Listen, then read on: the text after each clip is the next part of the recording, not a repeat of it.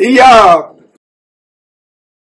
le frère Wilfried Eta Ayouk, depuis Tchang au Cameroun, qui dit ceci. Bon, c'est un anglophone qui m'écrit, qui dit est-ce que une femme évangéliste,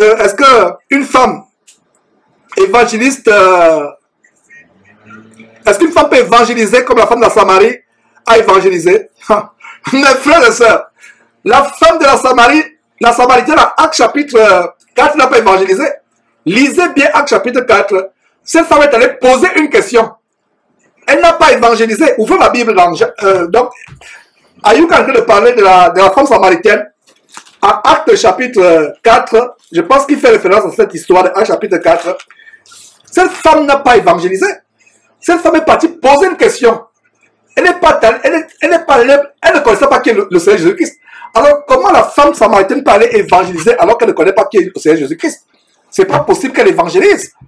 Évangéliser, c'est que vous êtes converti, vous êtes un disciple de Jésus-Christ et vous allez prêcher la parole de Dieu. La femme samaritaine n'avait pas entendu parler de Jésus-Christ jusqu'à ce jour-là. Jésus lui a dit des choses et elle a couru vers la ville, demander aux gens, poser une question. Ce ne serait pas le Christ. Elle-même avait des doutes. Donc, la question à Ayouk nous permet de mettre en lumière une grande confusion dans la tête des chrétiens.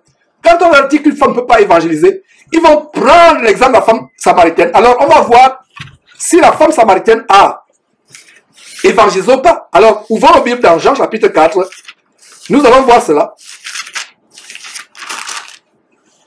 Et justement, le frère Ayouk dit qu'il a essayé d'appeler, ça ne passe pas. Il y a tellement des interférences. Tout le monde appelle en même temps, évidemment, personne n'appelle. Parce que les appels sont croisés. Donc, je pense qu'Ayouk, c'est bon. On a ta question. On va répondre à la première partie, à savoir qu'est-ce qu'une femme peut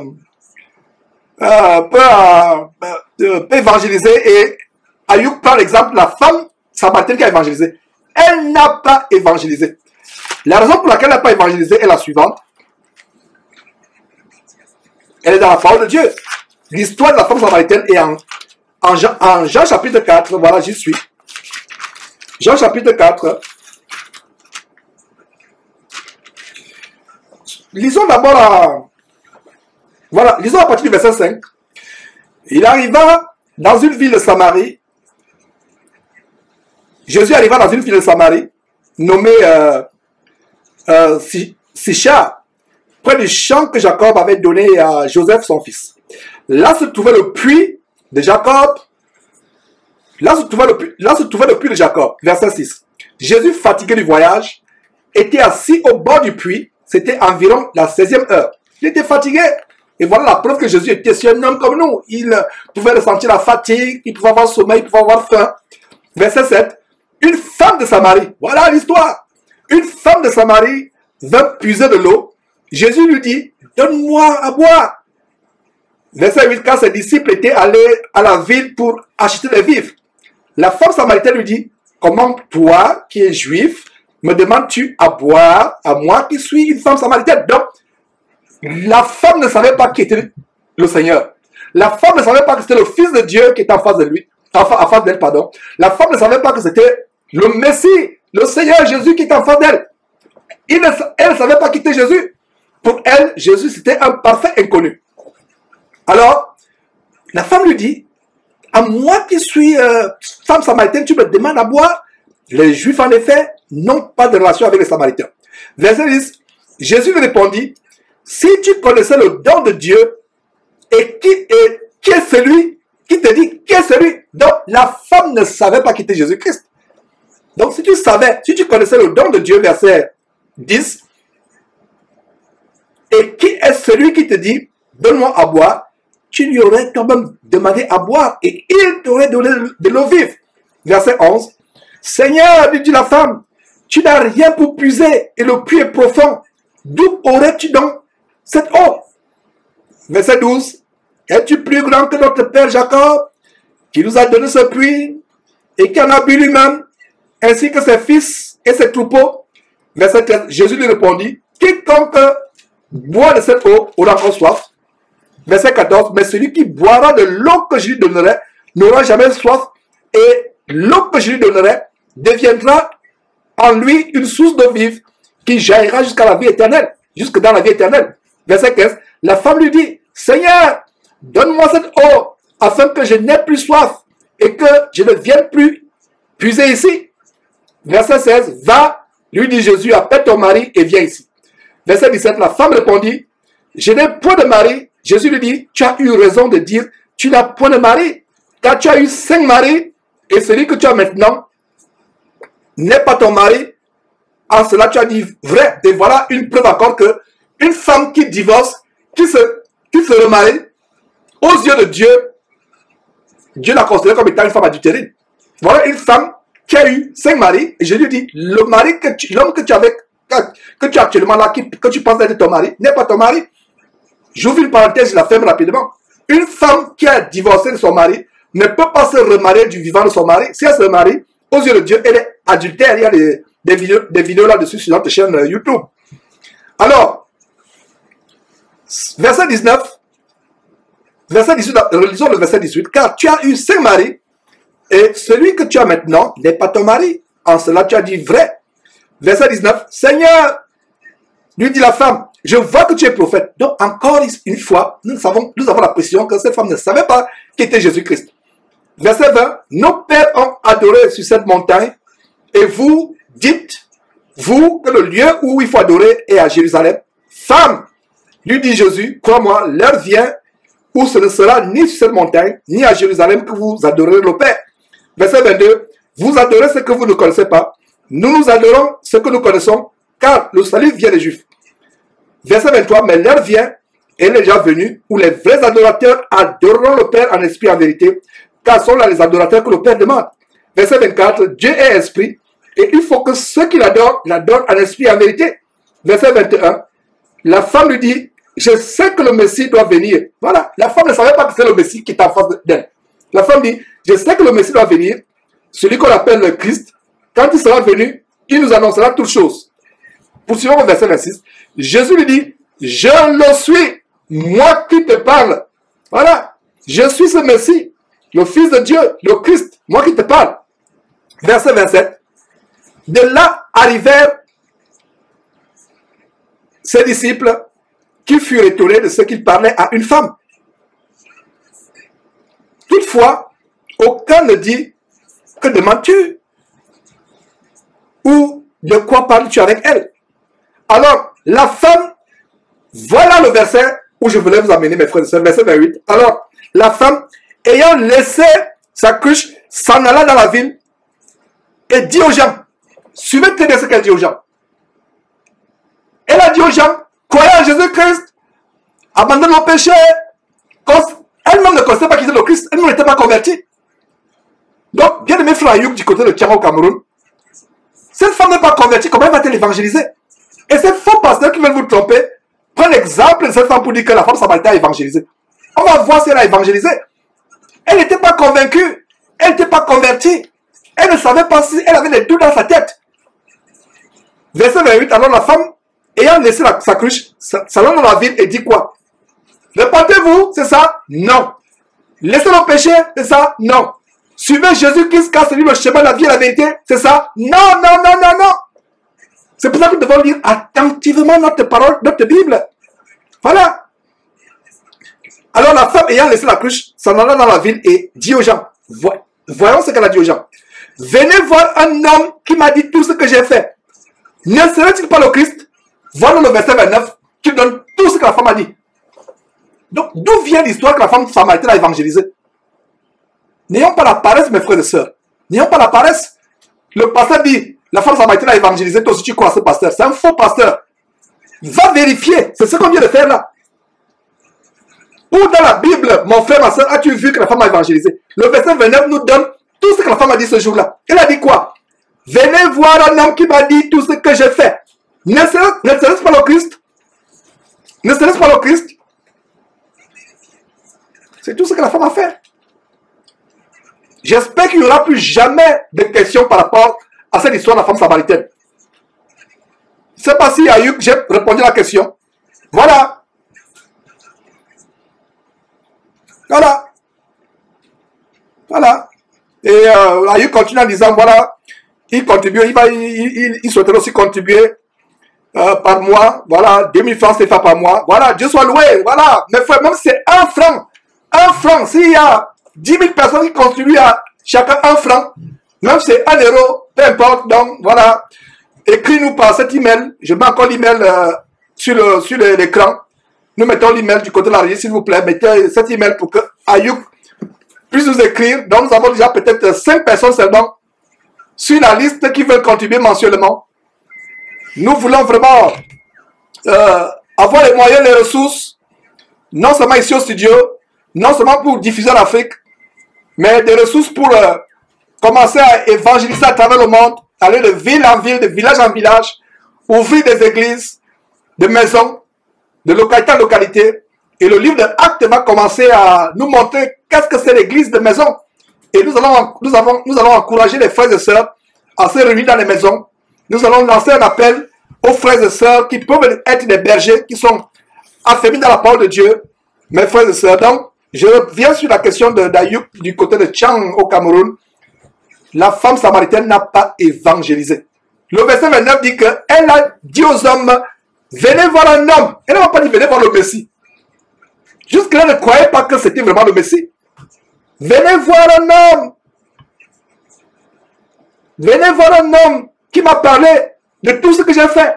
Cet homme ne me connaissait pas. Cet homme ne savait pas que j'ai eu 5 maris. Venez voir un homme. Venez voir un homme qui m'a dit tout ce que j'ai fait. La question est la suivante. Ne serait-ce pour le Christ? Pour l'interrogation. Quelle est cette évangélisation qu'on fait en posant les questions? L'évangélisation, c'est convaincre les gens à gagner, à recevoir Jésus-Christ comme le Seigneur et Sauveur. Vous évangélisez et vous posez encore les questions pour mettre le doute dans la tête des gens. Moi, genre, je vais à un carrefour, je commence à dire, est-ce que Jésus-Christ est vraiment le Fils de Dieu? Est-ce que Jésus-Christ est vraiment mort sur la croix pour nous il y a 2000 ans? Les gens possédés par les démons dans la foule vont dire que c'est faux, c'est un faux Jésus. Jésus n'a jamais existé. Est-ce que vous avez compris? Beaucoup de personnes, non seulement Ayouk, beaucoup de personnes m'ont écrit en disant, Georges, tu dis que la femme doit penser comme c'est Georges qui dit, comme c'est Georges qui a écrit la Bible. Alors que dans 1 Corinthiens chapitre 14, 1 Timothée chapitre 2, Apocalypse chapitre 2, il est clairement interdit à la femme d'enseigner la parole de Dieu parce qu'évangéliser, c'est aller enseigner l'évangile à ceux qui n'ont jamais écouté l'évangile. Cette femme a-t-elle enseigné? Non! La femme est allée poser une question. J'espère que c'est clair aujourd'hui. Très bonne question d'Ayouk, Wilfried du côté de Tchao au Cameroun. Parce que ta question va ouvrir l'intelligence à beaucoup de personnes qui pensaient que la femme samaritaine avait évangélisé. Elle n'a pas évangélisé. Elle n'a pas du tout évangélisé. Voilà, mes frères. Je ne sais pas s'il y a des questions, s'il y a des témoignages. Vous connaissez la vérité vous affranchira et nous rendons grâce à Dieu pour ces choses. Voilà. Il y a l'intervention de la sœur Viviane du côté de Paris qui dit par WhatsApp que bonsoir Georges, moi je dirais plutôt que cette femme a fait un témoignage. Elle a fait 2 choses. Viviane et tous ceux qui me suivaient. Elle a fait 2 choses. 1. Elle a rendu témoignage. Elle a dit que voilà un homme qui m'a dit tout ce que j'ai fait. Et 2. Elle pose la question, est-ce que c'est vraiment le Christ? Donc elle voulait savoir si c'est vraiment le Christ. Voilà.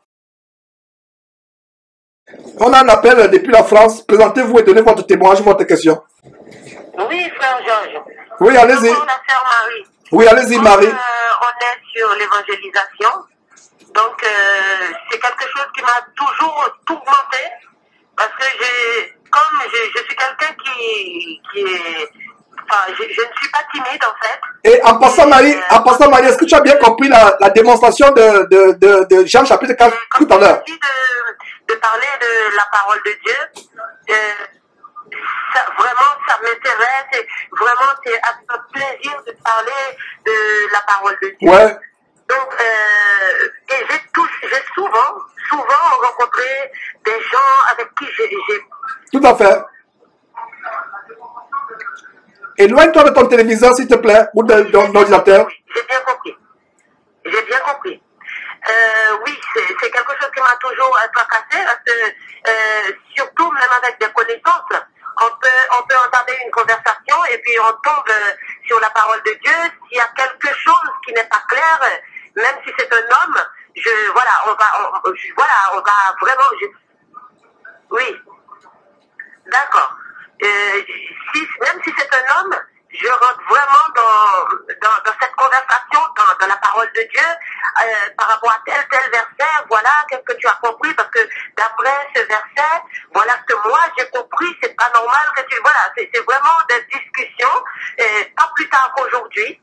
Je suis sortie pour aller faire les courses, et puis je suis tombée sur 2 jeunes hommes qui m'ont arrêté. Mais c'est des choses, que je ne m'attends pas. Je ne m'attendais pas à tomber sur ces 2 personnes. Je marchais très vite même pour aller acheter les trucs. Et puis, j'ai entendu bonjour. Les personnes venaient en face de moi, je ne les voyais même pas. Puisque j'étais concentrée dans ma tête, j'ai quelque chose à faire, j'avance. Et puis, quand ils m'ont arrêté, bonjour. Et puis tout de suite, je m'arrête.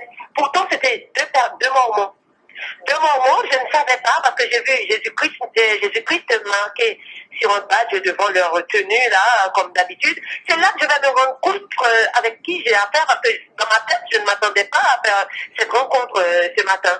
Et puis c'est là qu'ils commencent à me présenter, oui, on aide les gens à travers la parole, on est tel.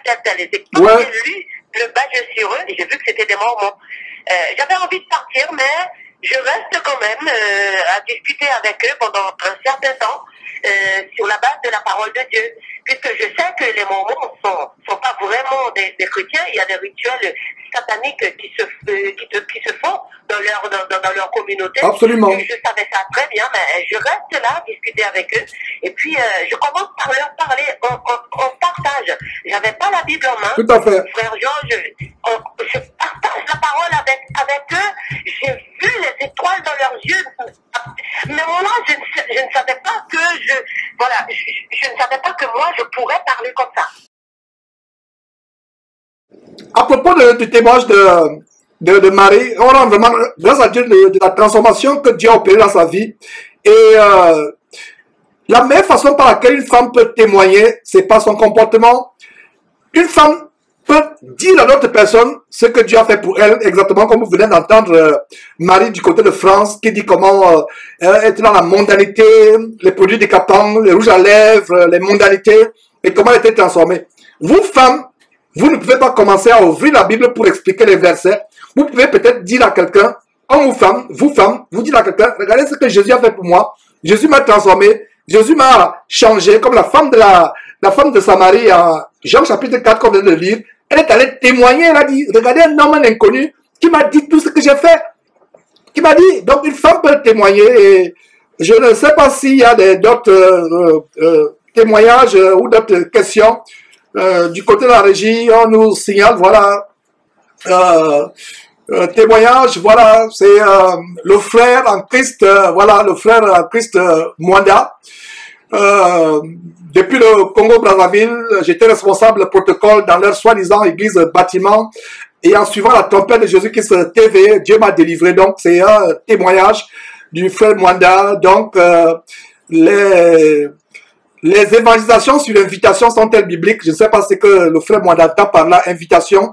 Ça veut dire que les tracts, si tu veux parler des tracts, tu veux parler des dépliants, effectivement, tu peux donner des dépliants, des versets bibliques, etc. Si c'est une femme, il faut s'assurer qu'elle n'est pas seule quand elle distribue ses dépliants. Parce que, étant seule, vous pouvez vous faire agresser.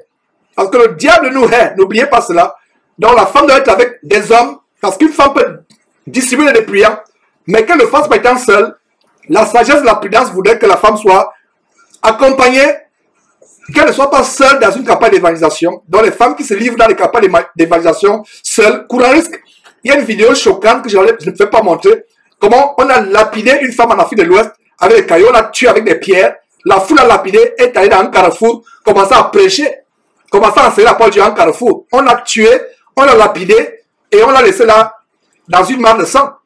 Est-ce qu'une femme comme ça ira au ciel? ma compréhension des Écritures, c'est qu'elle ira plutôt en enfer parce qu'elle avait la bonne volonté de prêcher l'évangile, mais elle était dans l'ignorance ne sachant pas que la femme ne peut pas enseigner l'évangile, ne peut pas prêcher l'évangile, et elle est morte. Donc, soyons aussi tellement prudents. Quand une femme va évangéliser, il ne faut pas qu'elle se trouve seule. Enfin, quand une femme va, pas évangéliser, distribuer les dépliants de l'évangile, c'est-à-dire les dépliants avec les versets, les passages d'évangile, elle ne doit pas être seule. En fait, c'est les hommes qui doivent prendre les devants. Elle là, par exemple, pour s'occuper de l'intendance, s'il y a des boissons à distribuer, s'il y a de la nourriture à distribuer, elle est en arrière-plan. C'est les hommes qui sont au devant. Quand il s'agit de porter l'évangile, quand il s'agit de distribuer les dépliants. Donc voilà. Il y a... S'il vous plaît, frère, on dit dans l'église que j'étais avant qu'une femme en menstruation ne doit pas lire ni toucher la Bible. Est-ce que c'est vrai? Voilà, ça c'est le commentaire, la question enregistrée de la sœur Cécile du côté du Bénin. Fuis cette église, entre guillemets, c'est l'église de mort où on dit que la femme ne doit pas lire la Bible ou la toucher. Fuis-la en courant. J'espère que tu n'es pas encore dans cette église-là. Fuis-la en courant. Le livre, la loi, la Bible merveilleuse, la parole de Dieu, doit être lue par tout le monde. Donc, quelqu'un qui dit que la femme ne doit pas lire la Bible ou l'écouter, fuis cet endroit comme la mort. Comme la mort. Je ne sais pas s'il y a d'autres interventions. Il y a des appels croisés. Il y a un appel depuis le Bénin. Présentez-vous. Oui, alors on vous écoute. Ok, d'accord, très bien. Je pose une question là. Éloignez-vous du téléviseur, s'il vous plaît. Ok, c'est Delphin depuis Bénin, Cotonou. Oui, comment vous appelez? Je m'appelle Proca Delphin depuis Bénin, Cotonou. Oui, vas-y, Delphin. Ok, très bien. C'est passionnant l'évangélisation là. Dans Matthieu 28:7, là, je vais de lire que les femmes qui ont été le tombe de Jésus, là, je leur ai dit d'aller annoncer à ses disciples qu'il est ressuscité déjà. Je veux dire que si les femmes là, qui n'ont pas porté l'évangile. Ouais, allez-y. Oui, c'est ça, quoi. Si les femmes là, ils n'ont pas évangélisé au cas. Non, les femmes avaient un message précis. Et voilà, merci pour la question, Delphin. Je vais répondre à cette question. Les femmes avaient un message et une mission précise. Il y a un chapitre qui nous montre un exemple d'évangélisation. C'est le chapitre 7 avec Étienne. Vous allez voir comment Étienne évangélise. Il part de l'Ancien Testament jusqu'au Nouveau Testament. Il l'évangélise. Il donne la parole de Dieu. Il donne les versets. Voilà un bon exemple d'évangélisation. Les femmes en Matthieu chapitre 28 ne sont pas allées évangéliser. Ces femmes sont allées annoncer quelque chose. Un message précis. Annoncer. Elles sont arrêtées là. Elles n'ont pas commencé à développer en disant comment Ésaïe, dans les anciens temps, au chapitre 53 d'Ésaïe, comment Ésaïe a vu le Seigneur Jésus-Christ avance, comment le Seigneur Jésus-Christ est venu, comment il a souffert.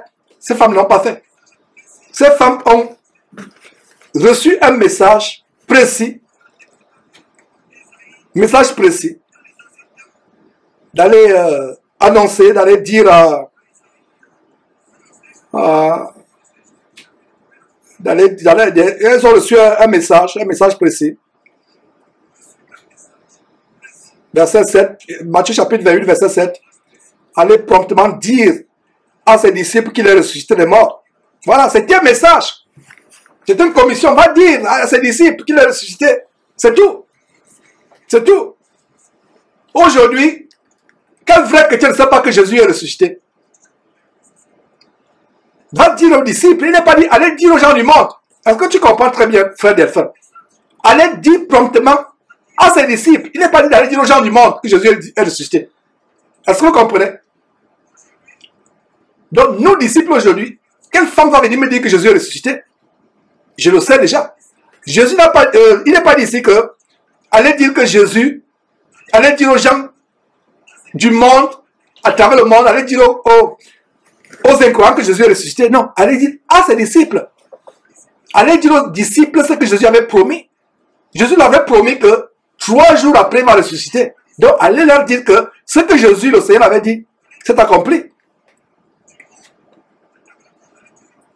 Et plus tard, à la fin du chapitre, bien-aimé frère Delphin, toujours le chapitre 28 Matthieu, à la fin du chapitre, Jésus s'adresse maintenant aux 11 apôtres. Et qu'est-ce qu'il dit aux 11 apôtres? Là, il n'y a plus de femmes. Il n'y a plus de femmes. Regardez à partir du verset 16, vers la fin du chapitre 28, Matthieu chapitre 28, verset 16, les 11 disciples allèrent en Galilée sur la montagne que Jésus leur avait désignée. Jésus leur avait dit, vous les 11 disciples, 12 moins 1, le 1 là c'est qui? Vous le savez, Judas qui avait vendu Jésus-Christ, n'est-ce pas? Il est allé de son côté, plus tard il s'est pendu, ou il s'est suicidé. Et voilà, Jésus dit à ses 11 disciples, ça dit que 12 moins Judas, 11, dévancez-moi, allez dans telle montagne. Et le verset 17 dit, quand ils le virent, ils se prosternaient devant lui, mais quelques-uns eurent des doutes. Donc, certains avaient des doutes, et vous, il y avait un justement, Thomas, qui avait des doutes. Jésus s'était rapproché, leur parla ainsi. Leur parla à qui? Aux 11. Tout pouvoir m'a été donné dans le ciel et sur la terre. Verset 15. Allez, faites de toutes les nations mes disciples, les baptisant au nom du Père, du Fils et du Saint-Esprit. Verset 20. Et enseignez-leur à observer ce que je vous ai prescrit. Et voici, je suis avec vous tous les jours jusqu'à la fin du monde. Enseignez-leur. Est-ce qu'il y avait une femme parmi ces apôtres à qui Jésus a dit, enseignez-leur, baptisez-les. Donc ici, Jésus leur dit, allez de par le monde, faites de toutes les nations des disciples. Mais plus haut, quand l'ange s'adresse, aux femmes, l'ange ne dit pas allez dire aux nations que Jésus est ressuscité, allez dire au peuple que Jésus est ressuscité, non, allez dire aux disciples que ce que le Seigneur avait promis, ça s'est accompli. Maintenant, à la fin du chapitre, c'est maintenant qu'on voit comment Jésus s'adresse aux hommes. C'est à vous que revient la mission de prêcher, d'évangéliser, de baptiser. Donc, toi qui me suis, frère ou soeur, si tu as été baptisé par une femme, c'est par les démons que tu as été baptisé. Repends-toi et reprends ton baptême. J'espère que j'ai bien répondu à la question d'Elphin. Quand vous lisez une histoire, un verset, et ces personnes-là savent vous manipuler, ces faux pasteurs, en vous disant, mais les femmes sont allées dire à ses disciples, non, lisez tout le contexte. Oh, la femme samaritaine est partie évangéliser, n'est-ce pas? Tout à l'heure, on a lu là, Jean chapitre 4, que la femme samaritaine n'est pas partie évangéliser, elle est partie poser une question parce qu'elle avait des doutes que Jésus était réellement le Messie. Quelqu'un du Bénin qui appelle, présentez-vous et donnez votre témoignage ou posez votre question. C'est clair. Je vous dérange un peu là, excusez-moi beaucoup. Ouais. Et je vais connaître rapidement une petite éclaircissement dans Marc 15, Marc 16, verset 15. Marc combien? Marc 16, verset 15. Marc 16, verset 15, voilà. Oui. Sur ce point-là, j'aimerais que vous m'éclaircissiez un peu pour que je me retrouve dans le titre. Allons-y, Marc 16, verset 15. Oui. C'est toujours de faire. Marc 16 ou bien Marc 15? J'ai dit bien Marc 16. Voilà. Verset 15. Verset 15 dit, et puis Jésus leur dit, allez par tout le monde et prêchez la bonne nouvelle à toute la création. En fait, ça rejoint ce qu'on a lu à Matthieu chapitre 28. Oui. Jésus s'adressait à... Il n'y a pas de femmes dedans, il n'y a pas de hommes. Allez là, je vois que c'est un peu... allez, c'est tout le monde, je vois quoi. Non, lisez le verset 14 et dites-moi, vous avez la Bible ouverte devant vous? Oui. Oui, lisez à haute voix. Lisez à haute voix, on vous écoute. Lisez à haute voix le verset 14.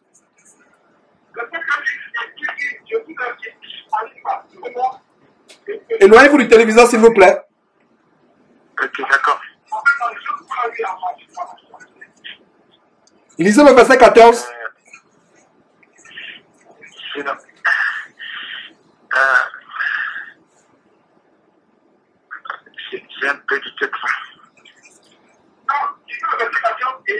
Éloignez-vous du téléviseur, il y a une interférence avec nous ici. Oui. Verset 14. Enfin. Oui, d'accord. Il dit. Oui, je dis ça. Ok. Au nom de Jésus. Oui, Enfin, oui. Il apparut au 11. Oui. Ouais, je vois. Voilà. Pendant qu'il était... Attends, ok, très bien. Voilà. Ok, j'ai compris. Voilà. Voilà, frère. En fait, quand on vous donne un verset, ne vous limitez pas au verset. Lisez tout le contexte. Un faux pasteur va vous dire, regardez, lisez Marc chapitre 16, verset 15. Jésus a dit à tout le monde, allez prêcher aux nations. Mais si vous limitez au verset 15, vous n'allez pas comprendre que le verset 14 apporte la précision qu'il était à table avec qui? Les 11. Les 11, voilà, mes frères et sœurs.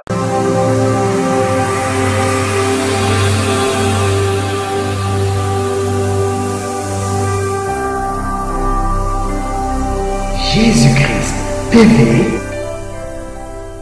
vous connaîtrez la vérité et la vérité vous affranchira.